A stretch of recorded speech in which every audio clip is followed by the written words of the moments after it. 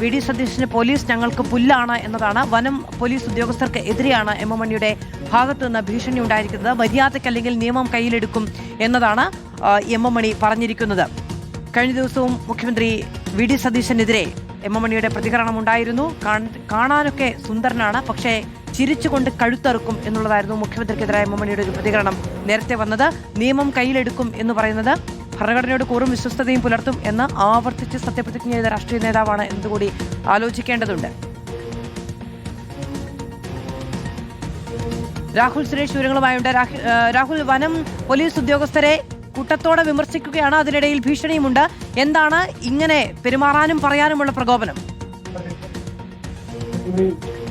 മാധു, അല്പസമയം മുമ്പായിരുന്നു നഗരംപാറ റേഞ്ച് ഓഫീസിലേക്ക് CPM-ന്റെ വിവിധ കർഷക സംഘടനകളുടെ നേതൃത്വത്തിൽ ഈ പ്രതിഷേധ മാർച്ച് നടന്നത്. അതിനിടയിലായിരുന്നു എം എം മണിയുടെ ഈ പോലീസ് ഉദ്യോഗസ്ഥരെയും അതുകൂടാതെ വനം വകുപ്പ് ഉദ്യോഗസ്ഥരെയും ഭീഷണിപ്പെടുത്തിക്കൊണ്ടുള്ള ഒരു പ്രസംഗം നടക്കുകയും ചെയ്തത്. വനം വകുപ്പ് പോലീസ് ഉദ്യോഗസ്ഥർ മര്യാദയ്ക്ക് ഇരുന്നില്ല എങ്കിൽ നിയമം കയ്യിലെടുക്കേണ്ടി വരുമെന്നൊരു മുന്നറിയിപ്പാണ് എം എം മണി നൽകിയിരിക്കുന്നത്.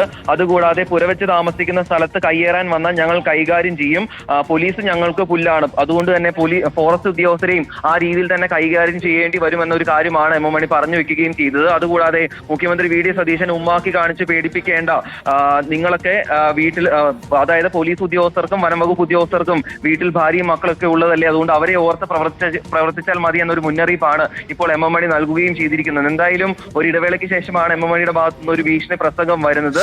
അത് വനംവകുപ്പിനെതിരെ മര്യാദയ്ക്കല്ലെങ്കിൽ നിയമം കയ്യിലെടുക്കുമെന്ന് മുൻമന്ത്രി എം എം മണി.